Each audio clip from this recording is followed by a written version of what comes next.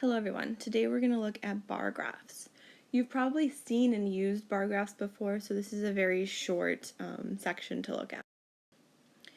Bar graphs are used to represent qualitative data. So remember, this is categories. The categories are typically on the x-axis, and the frequency or the relative frequency is on the y-axis. So here's a bar graph where our y values are going to be relative frequencies. So there should be a title to this, and the title is favorite colors. And if we notice, we've got red, blue, green, and yellow, so the basic four colors.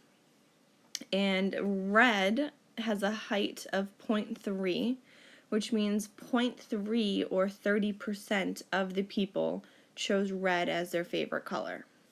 The height of the blue function is 0.2, and that tells us that 0.2 or 20% of the people chose blue as their favorite color. The height of the green is also 0.3, so again 30% of the people chose green. Yellow also has a height of 0.2, so 20% of people chose yellow. If we add up the heights of our four bars, it should be 1 because we are using relative frequencies. So the total here should be 1 of the heights. There are a couple of things to keep in mind with bar graphs. 1, the boxes should be the same width.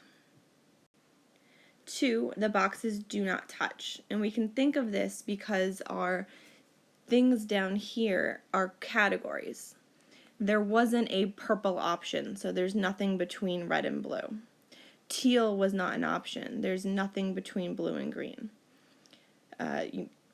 Whatever colors between yellow and green, it wasn't an option. There's nothing there. The boxes do not touch. They are completely separate. Everyone chose one favorite color. There's nothing in between them. And as I mentioned before, the height of the box is, in this case, the relative frequency. I also could have done the frequency. Okay, so those are really the things to keep in mind. The height of the box is the frequency. The boxes have the same width. The boxes do not touch. That's basically it. So we'll do one more. So we're going to create a bar graph with the frequencies from the following table.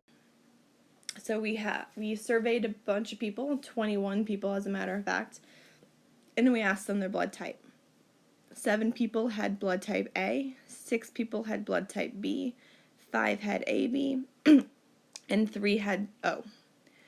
So we want to create a bar graph. So our categories are going to be the blood types. We're going to have 4 of them, A, B, AB, and O. The heights of our bars are going to be the frequency. So we're just going to do the frequency instead of the relative frequency. So the largest or the highest bar will be blood type A. The second highest will be B. The third highest will be AB. And then the smallest will be 3. So again, they do not touch. They are the same width. And then the heights are the 7, 6, 5, and 3. One thing that I didn't write down on here, but something you should note, is that when you do have bar graphs, you always want to start at 0. If I didn't start at 0, then it would be downplaying some of the relationships between our bars.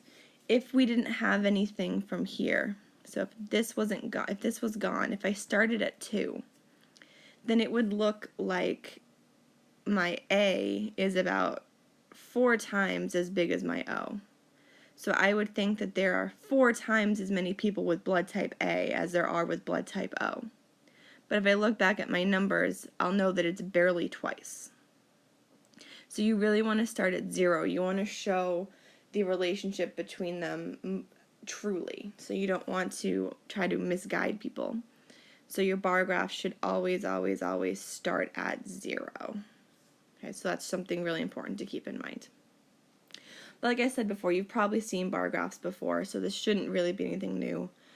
But try reading through the book and try out the homework problems. Let me know if you have any questions. Good luck.